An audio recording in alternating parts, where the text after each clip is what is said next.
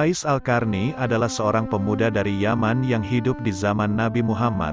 Uwais bukan orang yang kaya, melainkan hanya seorang fakir dan yatim yang hanya hidup berdua dengan ibunya yang lumpuh dan buta. Sehari-hari, Uwais hidup dengan mengandalkan penghasilannya dari menggembala domba. Hasil yang ia dapatkan hanya cukup untuk makan ibunya. Sedangkan apabila ada kelebihan, terkadang ia gunakan untuk menolong tetangganya yang juga kesusahan. Selebihnya Uwais sering berpuasa. Hidupnya hanya ia gunakan untuk beribadah kepada Allah dan berbakti kepada ibunya, karena ayahnya sudah lama meninggal. Uwais merasa sangat sedih setiap kali melihat tetangganya yang lepas pergi menemui Nabi Muhammad. Ia belum pernah menemui beliau padahal dirinya sangat ingin bertemu. Namun, di saat yang sama ibunya tidak bisa ia tinggalkan. Saking cintanya kepada Nabi Muhammad, ketika ia mendengar ada yang melempari Rasulullah hingga membuat giginya patah, Uwais turut mematahkan giginya dengan batu hingga patah. Hal ini ia lakukan sebagai bentuk kecintaannya yang mendalam kepada Nabi Muhammad yang bahkan belum pernah ia temui itu. Ia selalu bertanya-tanya, kapankah ia bisa bertemu dan memandangi wajah beliau dari dekat.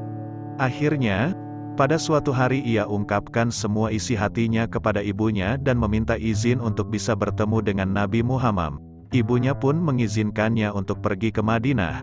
Ibunya berpesan kepada Uwais, "Pergilah wahai Uwais, anakku, temuilah Nabi di rumahnya. Dan bila telah berjumpa dengan Nabi, segeralah engkau kembali pulang." Dengan hati yang sangat gembira, ia akhirnya tiba di Madinah. Di depan pintu rumah Nabi Muhammad, ia mengetuknya. Setelah pintu dibuka, ternyata yang menyambutnya bukan Rasulullah sendiri, melainkan Siti Aisyah. Saat itu Nabi sedang berada dalam peperangan sehingga beliau tidak bisa menemuinya. Uwais sangat kecewa. Bahkan ketika sampai di rumah Nabi ia belum juga bisa menemui beliau. Ia ingin sekali menunggu Nabi pulang dari medan perang. Namun ia teringat dengan pesan ibunya yang menyuruhnya segera pulang ketika sudah bertemu beliau. Dengan berat hati, akhirnya Uwais memilih untuk mematuhi ibunya dan kembali pulang tanpa pernah bertemu dengan Nabi Muhammad. Ketika Nabi Muhammad pulang dari pertempuran, beliau menanyakan kepada Aisyah tentang orang yang mencarinya dan ia pun menceritakannya kepada Nabi. Aisyah menjelaskan bahwa ada seorang pemuda dari Yaman yang datang ingin berjumpa dengan Rasulullah. Namun, karena ibunya sudah tua dan sakit-sakitan, ia tidak bisa menunggu kedatangan Nabi dan memilih untuk pulang. Nabi Muhammad lalu menjelaskan bahwa pemuda itu adalah penghuni langit. Beliau juga menceritakan kepada para sahabat, kalau kalian ingin berjumpa dengan dia, perhatikanlah, ia mempunyai tanda putih di tengah telapak tangannya. Beliau juga menyarankan untuk meminta doa dan istighfar darinya, sebab ia adalah penghuni langit dan bukan penduduk bumi. Bertahun-tahun kemudian, Khalifah Umar ingat dengan sabda Nabi tentang pemuda yang terkenal di langit itu. Sejak saat itu, Umar selalu mencari kehadirannya dalam rombongan khalifah yang datang dari Yaman, hingga suatu saat ia benar-benar bertemu dengan pemuda tersebut. Sayyidina Umar dan Sayyidina Ali datang ke perkemahan Uwais dan datang menemuinya. Keduanya lalu membuktikan perkataan Nabi tentang tanda di telapak tangan Uwais. Dan benar, tanda putih itu ada padanya. Umar dan Ali lantas meminta Uwais untuk membacakan doa dan istighfar untuk mereka.